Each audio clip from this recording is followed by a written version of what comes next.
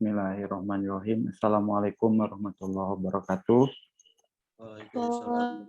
Assalamualaikum warahmatullahi Waalaikumsalam warahmatullahi wabarakatuh. Selamat malam teman-teman semuanya.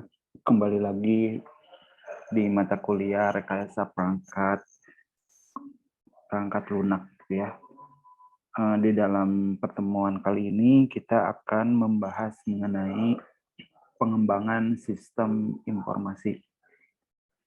Di pertemuan sebelumnya kita sudah membahas mengenai konsep dan latar belakang dari bagaimana rekayasa perangkat lunak itu dibentuk. Nah, di pertemuan kali ini kita akan menggali lebih dalam lagi bagaimana proses terjadinya sebuah sistem informasi, baik itu pembuatan, kemudian pengembangannya. Nah, tujuan dari pembelajaran kali ini pertama, bagaimana di dalam pengembangan sebuah sistem informasi menjelaskan definisi pengembangan sistem dan fase kegiatan pada sistem development life cycle. Kedua, menjelaskan perbedaan antara model, teknik, dan metodologi dalam pengembangan sistem informasi. Berikutnya, menggambarkan dua pendekatan yang digunakan untuk mengembangkan sistem informasi, baik itu berupa struktur, kemudian berupa objek. Yang berikutnya, bagaimana menggambarkan beberapa variasi dari sistem development life cycle, lalu menggambarkan beberapa fitur kunci yang sedang tren saat ini dalam mengembangkan sistem, baik itu spiral mode, kemudian extreme programming, dan rational unified process. Dan yang terakhir, menjelaskan bagaimana computer aided system engineering, CAS tool digunakan dalam pengembangan sistem. Nah, di dalam pengembangan sistem, informasi sering disebut dengan proses pengembangan sistem atau sistem development. Ya, pengembangan sistem ini didefinisikan sebagai menyusun suatu sistem yang baru untuk menggantikan sistem yang lama secara keseluruhan atau memperbaiki sistem yang ada. Nah, ada beberapa alasan kenapa sistem itu dibuat. Kenapa sistem itu harus dikembangkan. Nah, pertama, sistem itu dibuat karena adanya permasalahan. Ya, maka dibuatlah sebuah sistem. Contohnya di sini ada ketidakberesan. Ya, ada sering terjadi permasalahan. Ya. Sehingga sistem yang terjadi di dalam organisasi maka perlu diperbaiki. Ya. Yang kedua adalah pertumbuhan organisasi. Ya. Semakin tingginya proses bisnis dalam sebuah perusahaan atau dalam sebuah organisasi, maka menyebabkan banyaknya proses yang harus dilakukan, sehingga sistem yang sudah ada bisa jadi keteteran dalam menangani prosesnya. Maka harus dibuatkanlah pengembangan sistem. Nah, contoh dari pembuatan atau pengembangan sistem karena adanya permasalahan, pertama adalah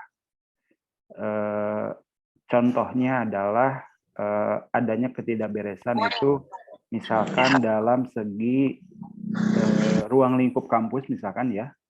Dulu sebelum adanya formulir online, mahasiswa atau calon mahasiswa melakukan pendaftaran itu dengan menuliskan formulir pendaftaran. Ya, formulir pendaftaran. Karena pada saat rekapitulasi itu menyita waktu, itu ya. Jadi kalau misalkan calon mahasiswa menuliskan data-data calon mahasiswa itu di kertas, di formulir kertas, itu harus membutuhkan waktu lagi untuk menginputkan datanya ke komputer. Nah, itu adalah masalah.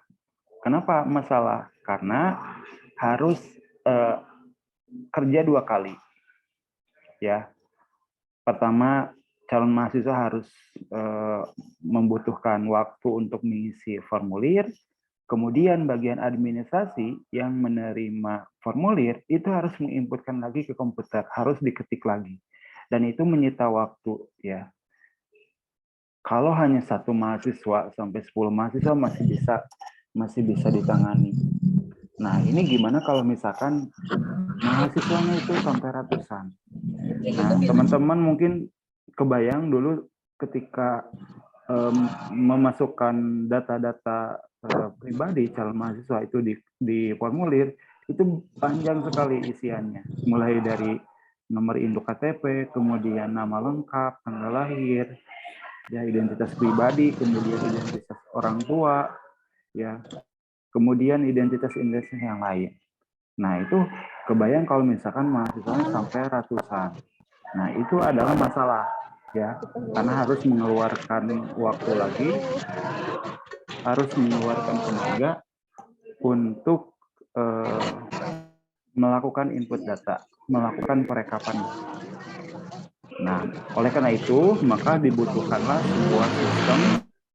sebuah sistem yang dapat menangani permasalahan tersebut. Sehingga hadirlah formulir online. Ya, jadi ada formulir online-nya. Itu memfasilitasi calon mahasiswa yang mau ngisi formulir, kemudian itu juga nanti akan membantu bagian administrasi yang nanti akan menerima data-data pendaftaran. Teman-teman semuanya yang mic-nya on, mohon di-mute-kan ya. Original, pedas.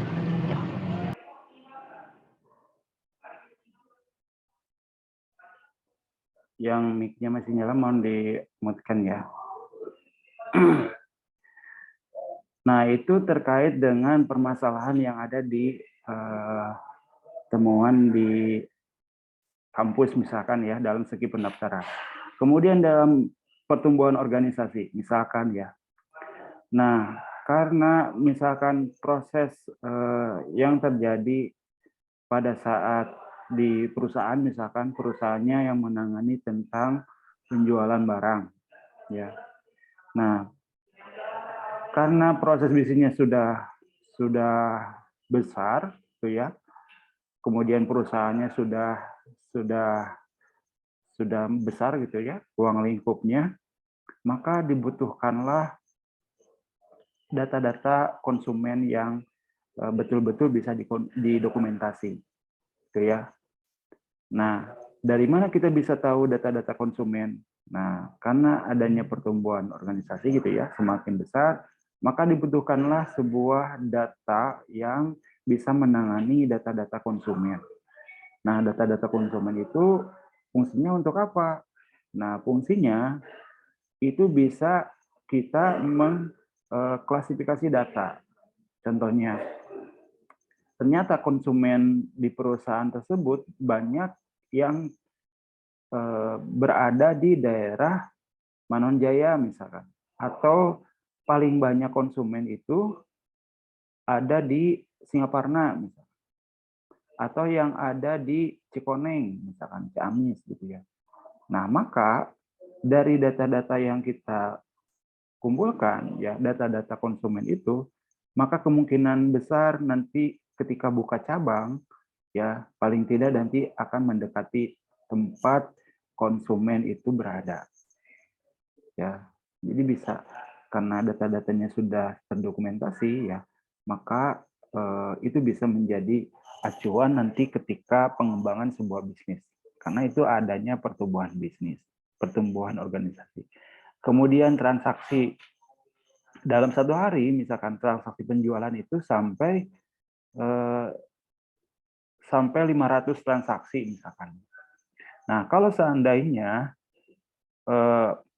di dalam transaksi itu hanya dilakukan input saja, misalkan ya, input data barang A diketik misalkan ya, kemudian dicatat, kemudian disimpan gitu ya.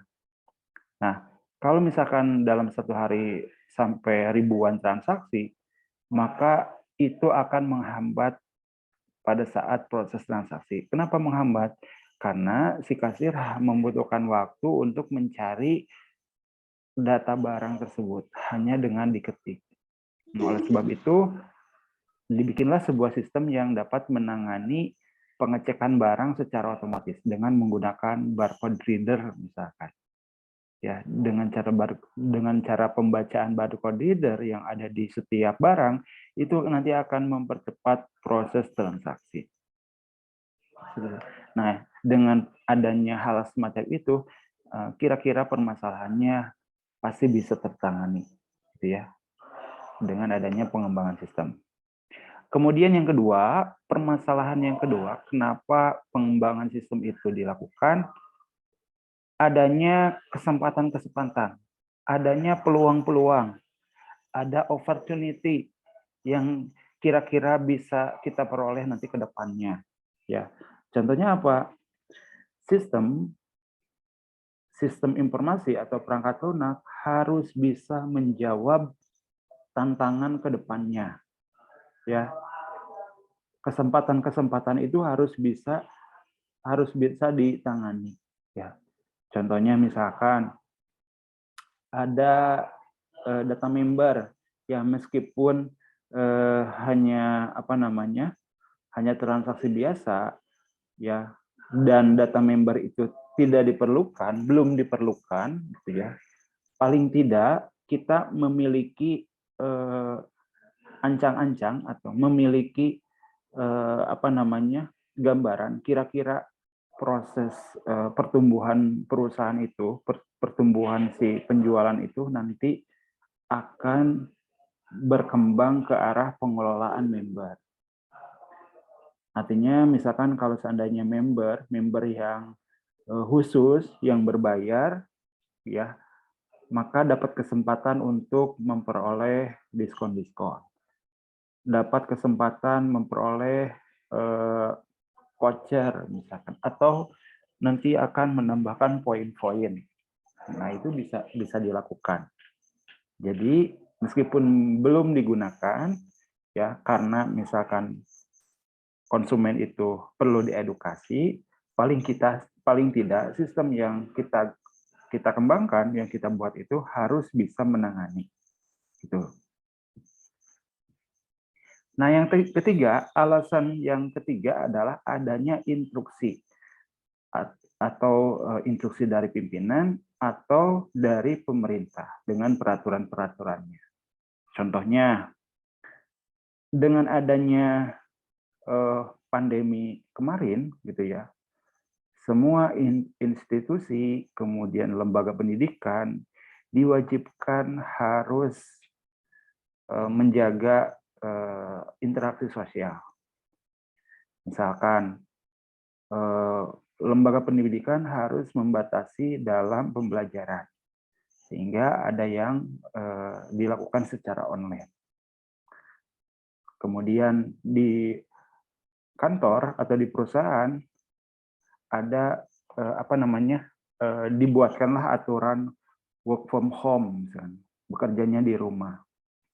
Nah, dengan adanya instruksi atau kebijakan atau peraturan seperti itu, maka sistem harus bisa menangani permasalahan tersebut. Harus bisa menangani adanya kebijakan-kebijakan tersebut. Dengan cara apa? Dengan cara misalkan memfasilitasi platform-platform atau sistem-sistem yang dapat membantu dalam proses satu tadi di pendidikan pembelajarannya, kemudian di perusahaan, ya, dapat membantu terkait dengan pekerjaannya, ya.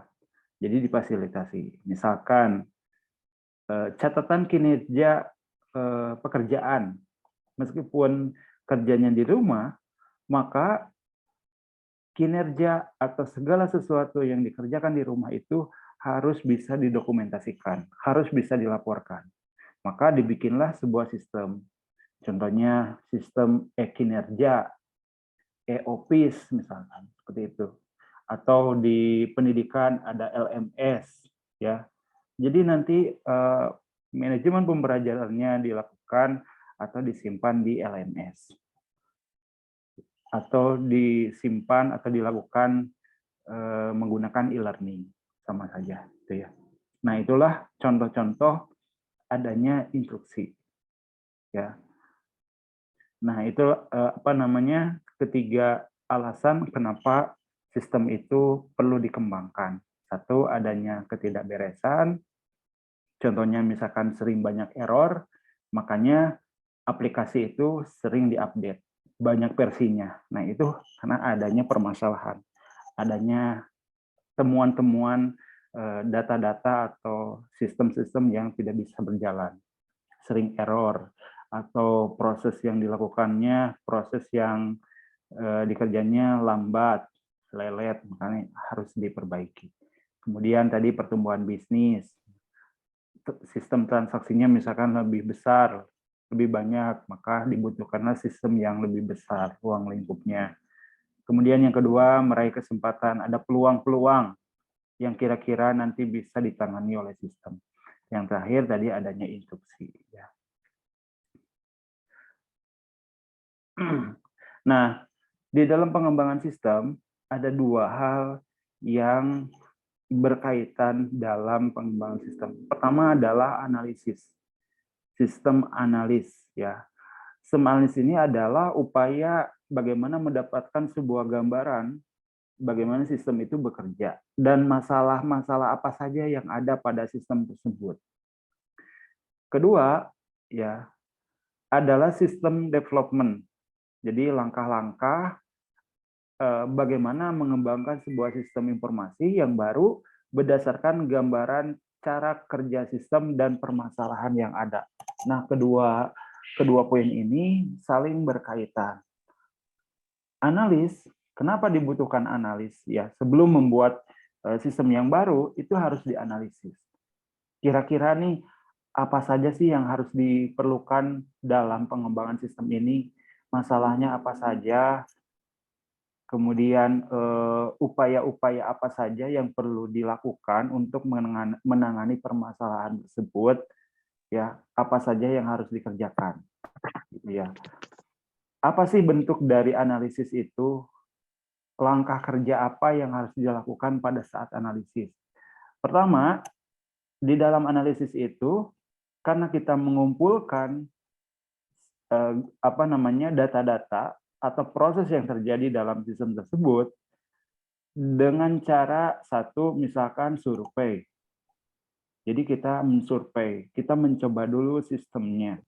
Kalau sistemnya tidak menggunakan komputer, tidak menggunakan program, tidak menggunakan teknologi, misalkan sistemnya masih konvensional, manual gitu ya, dengan dicatat di buku, maka kita harus lihat bagaimana proses bisnis itu dijalankan, mulai dari tahapan misalkan mencatat di buku, setelah dicatat di buku nanti dilaporkan ke bagian apa, dari bagian apa kemudian didisposisikan ke bagian apa, lalu ditandatangan, baru setelah itu dapat keputusan dan keputusan itu diberikan ke yang berhak menerima keputusan tersebut. Nah, langkah-langkah itu seorang analis harus bisa mengidentifikasi. Ya, kira-kira oh ada temuan nih di tahapan ini bisa menjadi masalah yang sangat besar kalau seandainya tidak diperbaiki. Itu seorang analis. Ya, jadi yang pertama survei dengan cara mengidentifikasi proses kerja, ya proses atau sistem bekerja yang ada di sana untuk menemukan kira-kira masalah apa yang perlu diperbaiki. Kemudian yang kedua setelah identifikasi adalah mengumpulkan dokumen-dokumen. Dokumen yang digunakan pada proses sistem tersebut, sistem kerja tersebut apa saja, nah, dikumpulkan gitu ya. Mulai dari formulir, kalau dari pendaftaran gitu ya, formulirnya apa saja, kwitansinya yang diberikan nanti seperti apa, kemudian nanti setelah memperoleh kwitansi, tahapan berikutnya dikasih apalagi, misalkan dikasih kartu, apapun lah yang berkaitan di dalam sistem tersebut, dokumennya apa saja. Nah, itu dikumpulkan. Yang pertama tadi identifikasi, yang kedua mengumpulkan dokumen, yang ketiga misalkan sesi wawancara. Siapa yang perlu diwawancara? Yang perlu diwawancara adalah pengguna sistem. Yang terlibat di dalam sistem tersebut siapa saja, ya, itu dikasih wawancara. Misalkan dari mulai satpam, apa sih yang diketahui oleh satpam, apa saja kira-kira yang masukan-masukannya di dalam proses bisnis tersebut. Kemudian lanjut ke resepsionis. Ketika dia resepsionis, apa saja sih yang kira-kira menjadi kendala-kendala, hambatan-hambatan, kira-kira masukannya untuk kedepannya seperti apa. Nah, itu sesi wawancara. Terus ke divisi-divisi lain, ke bagian-bagian lain, diwawancara semuanya. Termasuk pengguna yang terlibat orang luarnya, misalkan kalau di kampus mahasiswanya, kemudian orang tuanya, gitu ya, dan ruang lingkup dari kampusnya seperti apa. Intinya semua yang terlibat, semua yang merasakan pada sistem tersebut itu dikasih wawancara. Ya, minimal kita memperoleh masukan-masukan, keinginannya seperti apa. Ya, itu adalah seorang analis gitu ya. Plus nanti ke depannya bisa aja nanti ada kuesioner yang nanti akan dibagikan ke semua sumber daya gitu ya yang terlibat di dalamnya, termasuk orang luarnya. Seperti itu. Itu adalah beberapa hal upaya yang harus yang dilakukan oleh seorang analis dalam melakukan atau mengumpulkan data-data. Nah, berikutnya setelah kita dapatkan data-data tersebut pada tahap analisis, baru tahap berikutnya adalah development, pengembangannya. Nah, ini langkah-langkah development ini adalah langkah-langkah bagaimana mengembangkan sebuah sistemnya berdasarkan gambaran cara kerja sistem dan permasalahan yang ada. Artinya, ini tidak akan terlepas dari sistem yang sebelumnya. Meskipun nanti ada beberapa yang diperbaharui, ada beberapa yang dipangkas, ada beberapa yang ditingkatkan prosesnya. Nah, itu pasti tidak akan terlepas dari data-data sebelumnya, ya. Dengan cara-cara yang baru, gitu ya. Nah, itulah tahapan-tahapannya. Nah, di dalam tahapan dalam mengembangkan sistem ini, metodologinya banyak gitu, sistemnya gitu, jenis-jenis langkahnya banyak gitu ya. Nanti kita akan jelaskan dalam slide berikutnya. Nah, yang penting adalah dalam pengembangan sistem ini ada dua. Pertama analisis, yang kedua adalah development.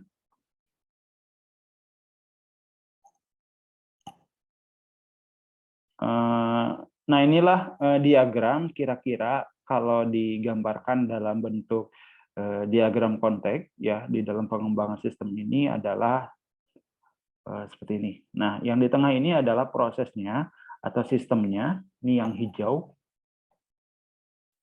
Nah, yang hijau ini adalah sistemnya, kemudian yang warna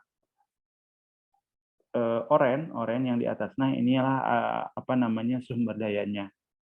Orang yang menggunakan sistem, maka panahnya, lihat panahnya satu arah. Nah, kalau ada satu arah dari kotak oranye ini ke sistem yang warna hijau, artinya itu melakukan masukan-masukan, melakukan input, gitu ya.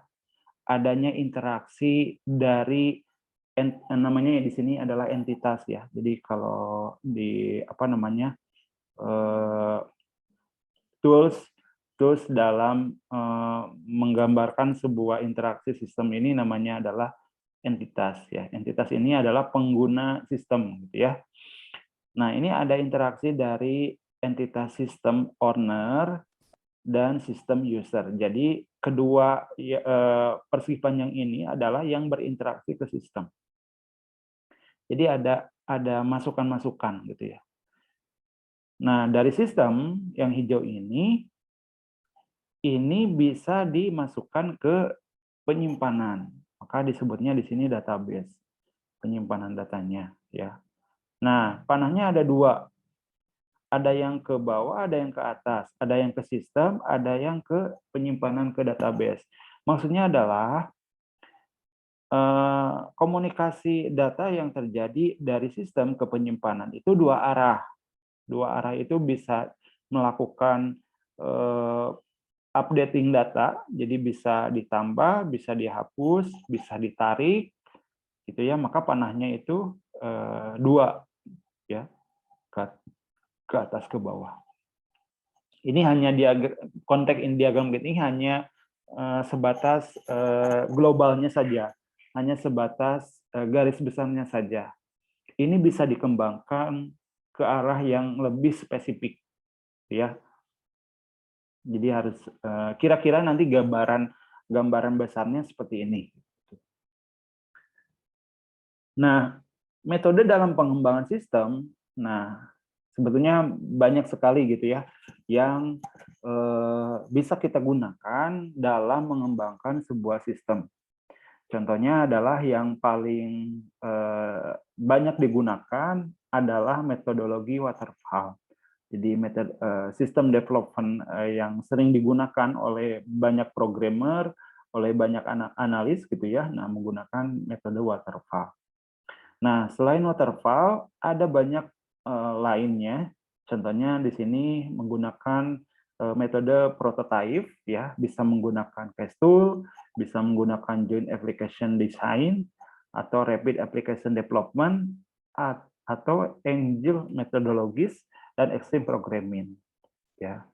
Ini bisa kita gunakan sebagai alternatif kalau seandainya tidak menggunakan metodologi waterfall. Nah, apa sih yang bisa kita gunakan, yang kita harus lakukan dalam metodologi waterfall? Nah, sebetulnya pengembangan sistem yang dilakukan menggunakan metode waterfall pada sistem development life cycle ya. Ini banyak sekali digunakan karena sangat cocok untuk pengembangan sistem yang besar gitu ya. Jadi bukan sistem-sistem yang kecil, meskipun bisa saja gitu ya, bisa saja dengan sistem yang lebih kecil, dengan yang skala kecil, ya. Ya.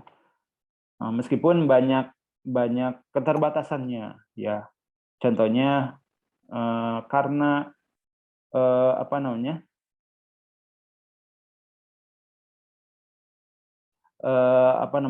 ruang lingkupnya yang sangat besar, tahapan-tahapannya juga banyak gitu ya, maka diperlukanlah sumber daya juga yang banyak.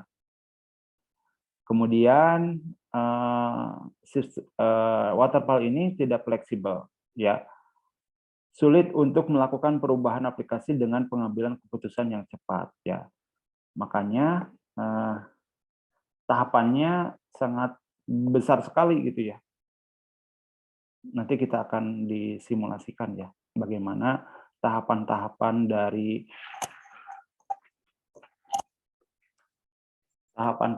dalam waterfall ini bisa digunakan. Sebentar ya.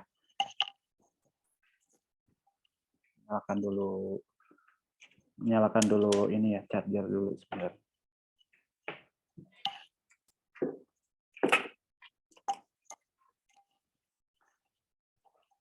Teman-teman masih mendengar suara? Masih, Pak. Masih, Pak.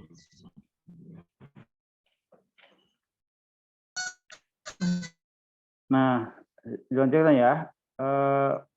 SDLC ini atau System Development Life Cycle ya atau yang waterfall lebih dari sekedar fase-fase tahapan.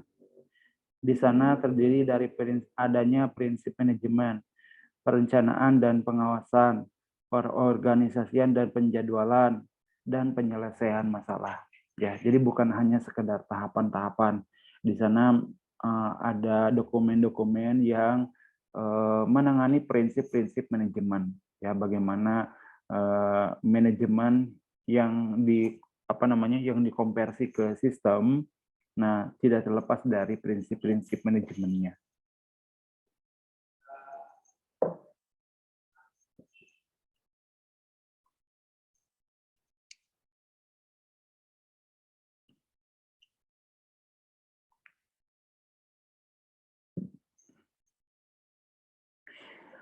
Nah, sistem development life cycle waterfall ada banyak keuntungannya juga, ada kelemahannya juga.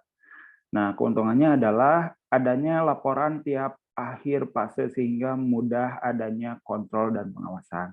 Jadi setiap tahapan-tahapan fase dari waterfall itu adanya laporan-laporan tiap fasenya. Ya.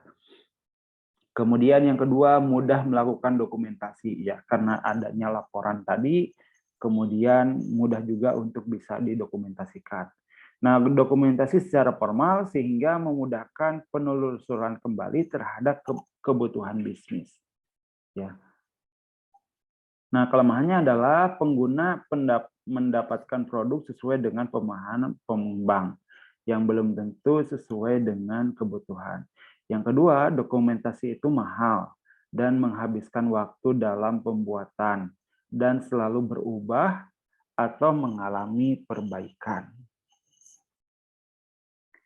Nah, inilah fase-fase atau tahapan-tahapan dalam proses pengembangan sistem menggunakan metode waterfall. Ya.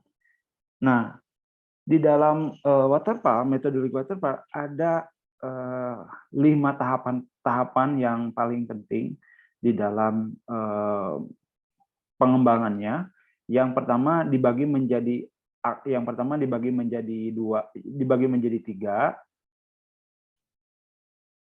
bagian pertama, kemudian 2 bagian terakhir. Nah, 3 bagian utama adalah isinya adalah yang pertama analisa atau analisis. Ya. Nah, analisis ini bagaimana menggambarkan atau menemukan atau mengidentifikasi, memahami kebutuhan bisnisnya. Ya, jadi ada tahapan analisa. Kemudian yang kedua adalah perancangan. Dari hasil analisa yang didapatkan tadi di awal dibahas analisis, sistem analisis gitu ya, mulai dari identifikasi, kemudian wawancara, kemudian mengumpulkan dokumen. Nah, itu tahap analisa. Ketika data itu sudah didapatkan, baru dianalisa.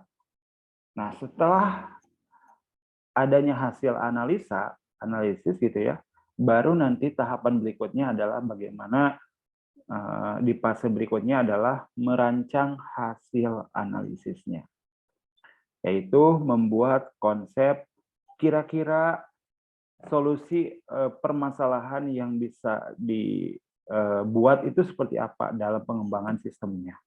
Ya, maka itu dirancang. Oh, misalkan di tahapan proses pendaftaran ketika hasil analisis itu tidak adanya form atau isian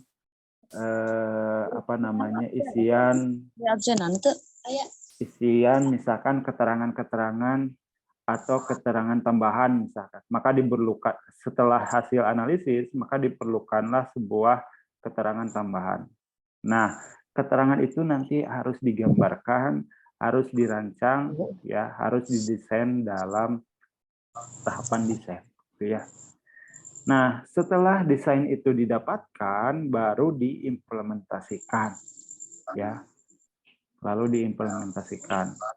Baik itu dalam bentuk konstruksi atau pembuatan, berikutnya adalah testing, dites gitu ya, diuji coba, kemudian yang terakhir diinstalasi, ya. Berdasarkan implementasi ini berdasarkan dari desain, ya. Berdasarkan dari desain. Nah, ini nih.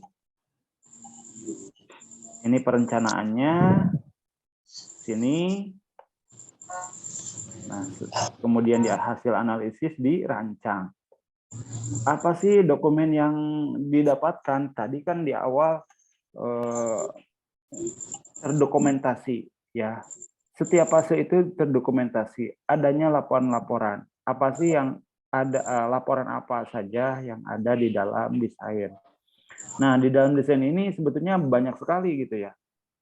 Pertama, desain atau perancangan data. Data apa sih yang dibutuhkan? Kemudian proses bisnisnya seperti apa? Alur sistemnya seperti apa? Kemudian data-data apa yang diperlukan? Usulan apa saja? Nah, itu didokumentasikan. Nah, tentunya ketika membuat sebuah perancangan data pun, itu ada tools-toolsnya. Nah, itu nanti panjang lah, ya. Pokoknya di tahap analisis dan perancangan ini kalau di breakdown, kalau dijabarkan secara detail, ini sangat panjang sekali, banyak sekali yang harus dipelajari. Mungkin ini nanti akan dibahas di dalam mata kuliah khusus. Ada, kalau tidak salah, ada mata kuliah analisis dan perancangan sistem informasi kalau tidak salah. Nah, itu membahas ini, membahas analisis, membahas desain, ya. Nah, itu nanti teman-teman bisa menggali lagi tahapan analisis dan desain ini seperti apa sih di dalam membuat sebuah sistem. Nah, itu ada mata kuliah khusus, ya. Betul ya, ada mata kuliah ini semester 3, analisis dan perancangan sistem ya? Ada, Pak. Ada ya, mungkin nanti bisa dijelaskan secara detail nanti di mata kuliah tersebut. Meskipun nanti di akhir juga nanti akan saya singgung sedikit lah ya mengenai analisis dan desain ini. Apa saja sih tools-nya, bagaimana cara membuatnya, mungkin secara sekilas lah nanti akan disampaikan juga. Bisa apa aja? Nah, yang ketiga, setelah analisis itu adalah implementasi. Nah, implementasi ini mengimplementasikan hasil dari rancangan, tahapan perancangan. Ya, nah biasanya ini sudah masuk ke pembuatan programnya, pembuatan sistemnya, pembuatan aplikasi. Nah, ini implementasi. Nah, di implementasi ini tidak hanya membuat program, tapi ada proses pengujiannya. Jadi pengujian pun tahapannya juga ada lagi bagiannya di breakdown ya. Ada pengujian alpha, ada pengujian beta. Jadi ada pengujian yang dilakukan sebelum di launching, gitu ya, sebelum di launching dia jadi diuji dulu oleh tim penguji. Kemudian ketika ada masukan, ketika ada perbaikan, baru diperbaiki. Nah, baru setelah itu nanti di launchingkan, gitu ya. Nah, ketika di launchingkan pun nanti ada pengujiannya lagi, gitu ya. Nah, ada yang menggunakan metodologi black box, misalkan. Kemudian ada yang testing berdasarkan kuesioner, misalkan dites oleh pengguna di luar. Nah, itu tahapannya ada lagi gitu ya. Itu dalam segi pengujian. Nah, yang terakhir adalah instalasi. Ya, begitu sudah tidak ada lagi perbaikan, baru ini diperbaiki. Bukan diperbaiki, didistribusikan, diinstalasi. Nah, inilah 3 aktivitas utama dalam pengembangan sistem dengan metode waterfall. Nah, yang lainnya adalah pada saat fase-fase tambahan. Nah, fase tambahan ini adalah yang pertama adalah perencanaan proyek. Nah, kira-kira nanti ini akan dikembangkan, akan misalkan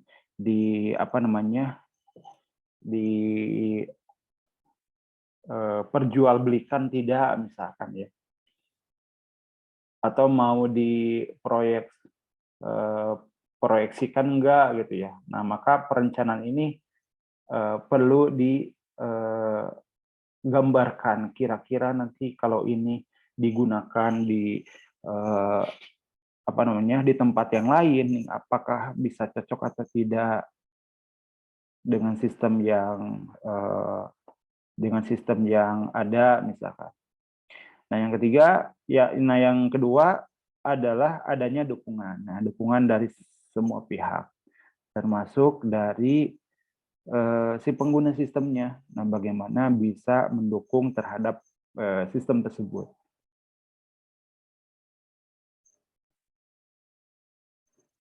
Nah, pertama dalam perencanaan ya ada mengidentifikasi ya, jadi tahapan ini ya.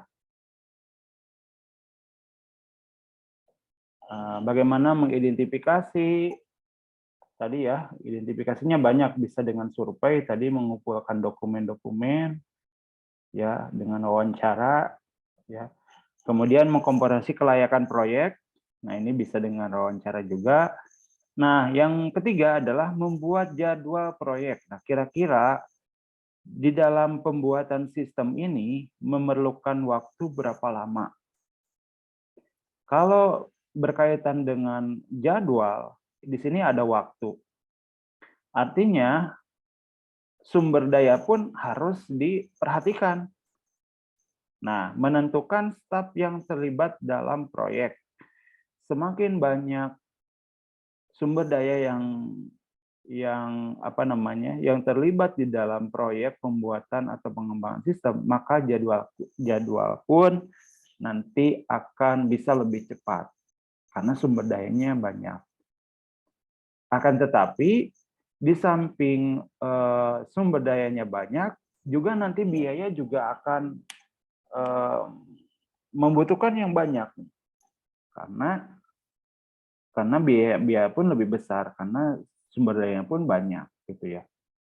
Jadi ada banyak biaya yang harus dikeluarkan untuk memenuhi kebutuhan sumber daya tersebut. Misalkan gajinya, pengeluarannya, dan sebagainya. Gitu ya. Atau ibaratnya kemarin di pertemuan pertama, ketika kita membuat sebuah rumah, ya, apakah rumah itu bisa dikerjakan oleh satu orang? Nah, tentu tidak gitu ya. Banyak yang terlibat, ya. Siapa yang terlibat di sana? Ada bagian analis. Analis itu siapa? Contohnya misalkan arsiteknya, bagian perencanaannya. Nah, kemudian tukang tembok atau laden pun semakin banyak, jadwal pun ya akan semakin sedikit, akan semakin cepat gitu ya selesainya. Nah, itu terkait dengan proyeksi dari penjadwalan atau perencanaan. Nah, berikutnya di tahap analisis. Nah, tahap analisis ini bagaimana mengumpulkan sebuah informasi. Gitu ya, mengidentifikasi kebutuhan sistem. Tadi sudah dijelaskan ya, kebutuhannya apa saja ketika sudah dianalisis. Nah, berikutnya membangun prototipe yang sesuai atau memenuhi kebutuhan sistem. Nah, ini kebutuhan nanti ketika sistem ini berjalan apa saja. Menentukan prioritas kebutuhan sistem, prioritas yang diperlukan apa saja. Membuat prototipe atas prioritas dan melakukan evaluasi terhadap alternatif yang dipilih. Nah, kira-kira dengan adanya prototipe atau fitur-fitur atau layanan-layanan itu dapat berjalan dengan baik atau tidak. Nah, maka dibutuhkanlah sebuah alternatif. Dan yang terakhir, mereview rekomendasi terhadap pihak manajemen. Nah, ini perlu seorang analis itu perlu mengkomunikasikan dengan pihak manajemen, ya. Nanti laporan hasil analisis adalah usulan-usulan yang kira-kira hasil perencanaannya, ya, ketika temuan-temuan itu usulannya seperti ini, ya. Maka dikomunikasikanlah dengan pihak manajemen atau pihak pimpinan perusahaan. Nah, kira-kira ini yang nanti akan dibuat itu seperti ini, A, B, C, dan E. Setuju tidak? Kalau setuju, nanti akan diserahkan ke tahapan desain. Gitu. Nah, tahap desain. Nah, tadi ada beberapa tahapan yang harus dilakukan dan dokumen apa saja yang didokumentasikan.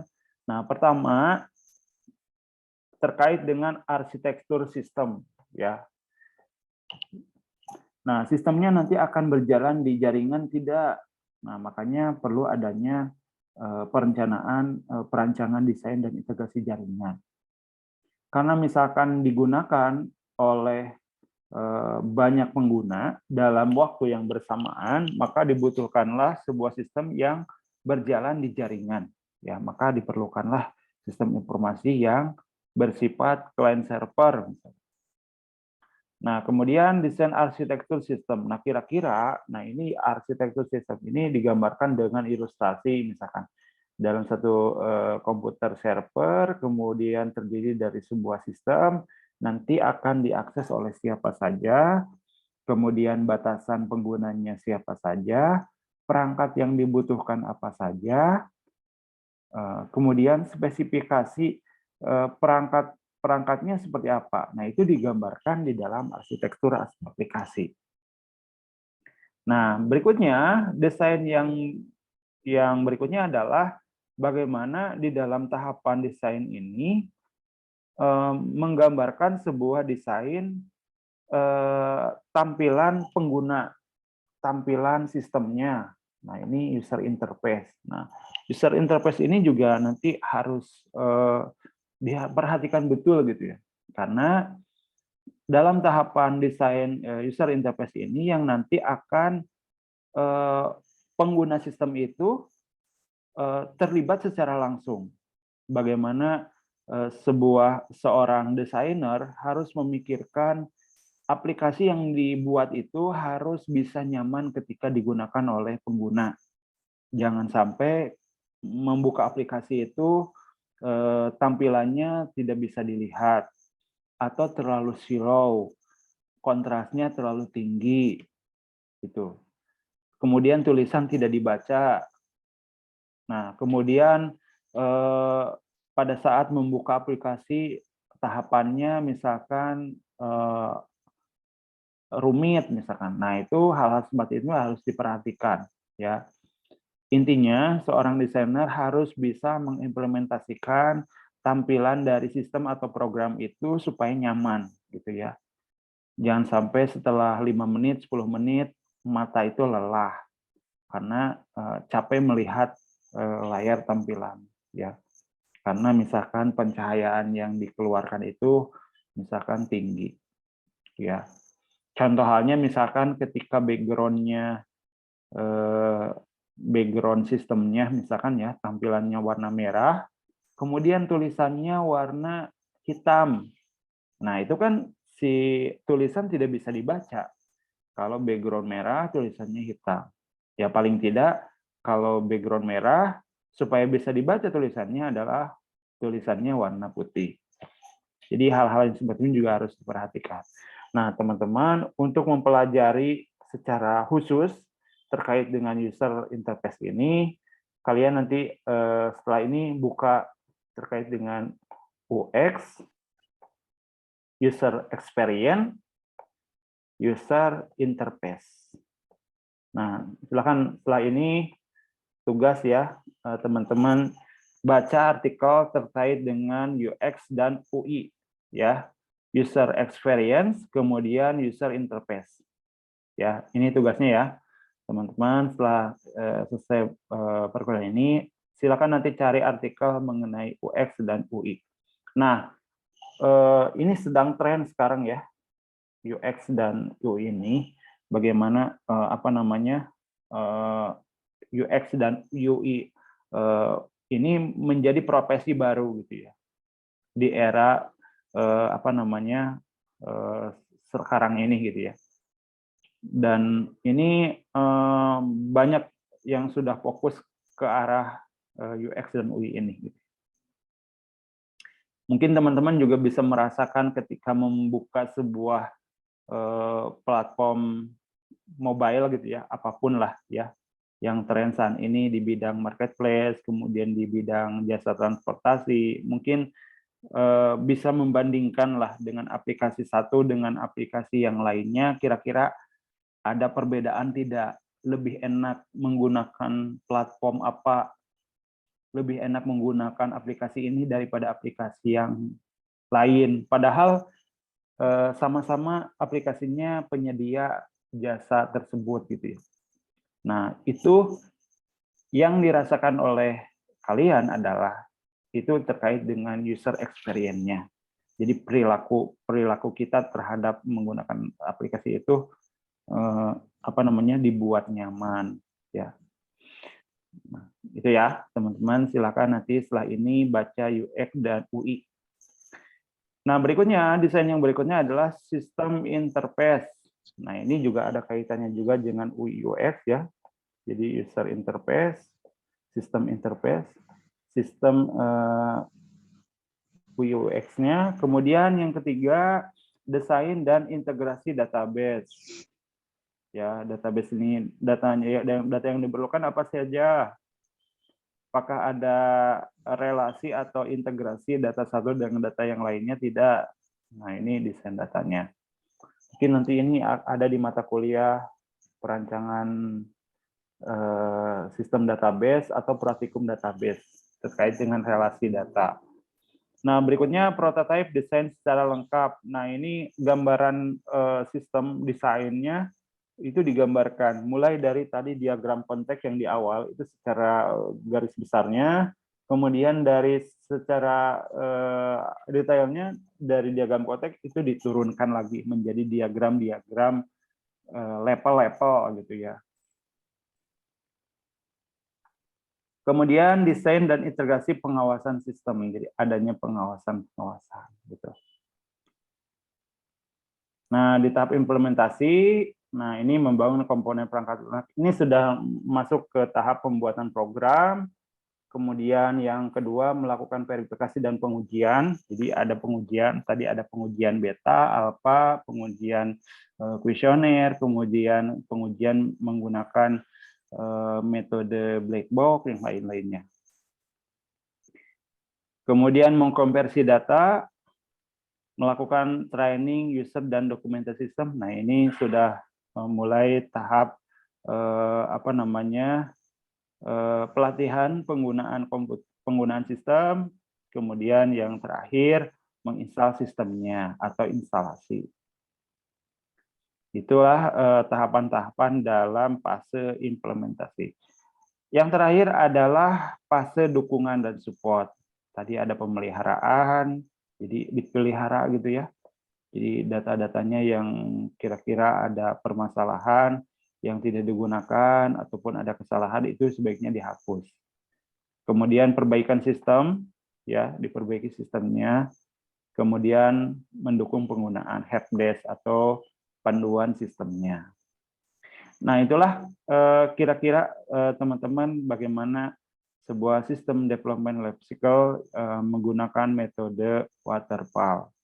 Yang pertama ada planning, perencanaan, kemudian ada analisis, yang ketiga ada desain, yang keempat implementasi, dan yang terakhir adalah support atau dukungan.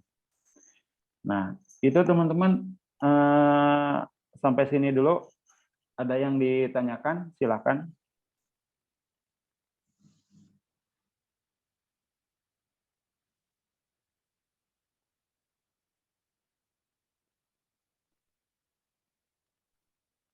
Suara saya masih terdengar? Masih, Pak. Masih, Pak. Oke. Sampai sini dulu ya. Silakan, ada yang mau ditanyakan tidak?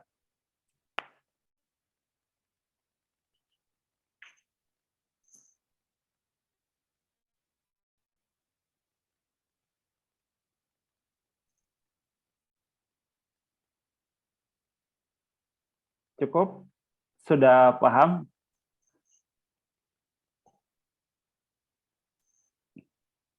Silakan boleh langsung bertanya atau bisa ketik di komentar.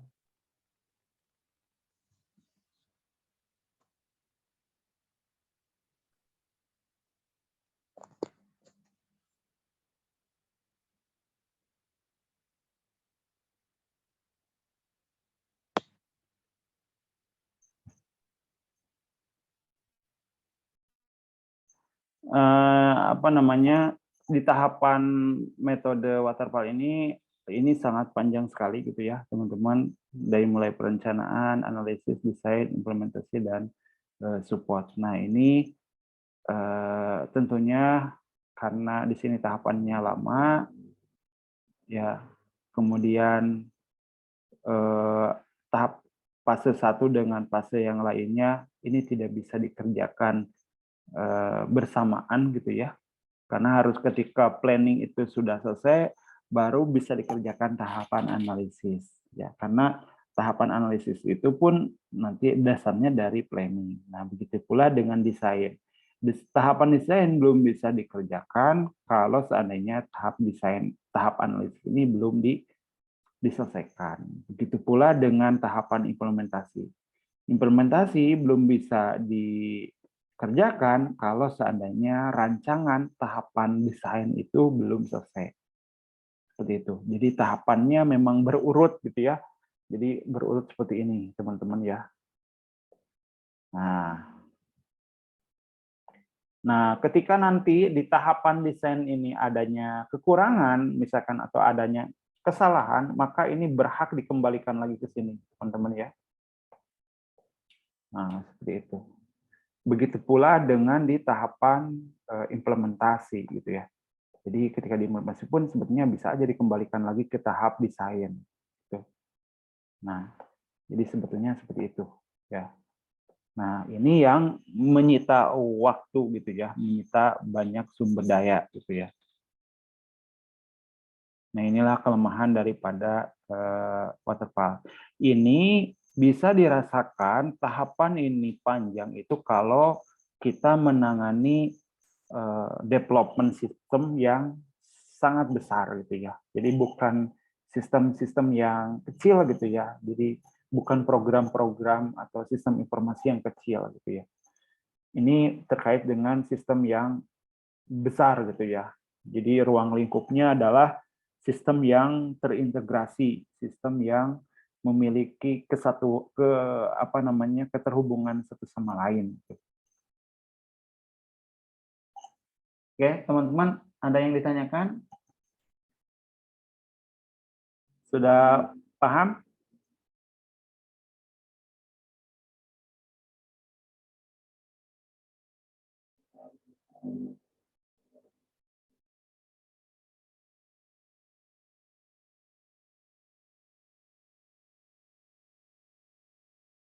Saya sambil absen ya. Sinta Amalia. Hadir, Pak. Ada ya. Gina Nurul.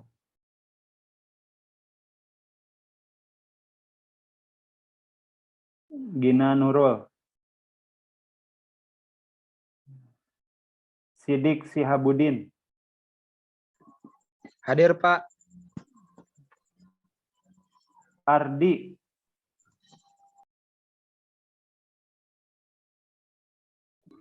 Hadir, Pak. Nah. Dian Herdiana. Pak. Oke, masih. Jadi teman-teman meskipun kameranya tidak diaktifkan, saya tidak masalah ya. Yang penting kalian bisa menyimak dengan baik dan jangan sampai hanya memenuhi absen saja ya atau asal hadir saja ya. Tetap kalian yang paling penting adalah bisa terpenuhi dan bisa menerima materi yang disampaikan. Ya. Itu ya teman-teman. Gimana? Ada yang mau didiskusikan nggak? Atau cukup?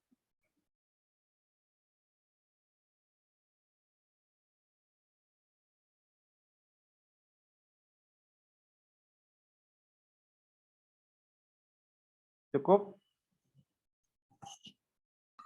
Cukup, Pak. Oke. Sampai di sini dulu ya. Sebetulnya ada materi lagi, teman-teman. Tapi saya ingin meminta review dulu. Pertama, meminta review dulu dari pembahasan dari awal sampai akhir, sampai dukungan ini. Ya. Sisanya nanti kita akan bahas di pertemuan offline di Subang ya. Oke teman-teman, untuk tugas nanti akan saya jabarkan di dalam LMS, nanti silakan dikerjakan. Kemudian absen silakan diisi di LMS juga ya. Dan untuk materi berikutnya, insya Allah nanti kita akan selesaikan di pertemuan offline di Subang. Teman-teman, terima kasih atas kesempatannya yang sudah bisa hadir. Tolong yang tidak bisa hadir, agar bisa melihat rekamannya. Itu ya, itu yang paling penting, melihat rekamannya. Jangan sampai hanya ngisi absen saja, itu yang tidak boleh. Harus jujur ya. Ya, teman-teman, terima kasih atas kesempatannya ya. Insya Allah nanti ketemu di pertemuan offline. Mohon maaf bila ada kekurangan. Wassalamualaikum warahmatullahi wabarakatuh. Waalaikumsalam warahmatullahi wabarakatuh. Waalaikumsalam warahmatullahi wabarakatuh. Waalaikumsalam.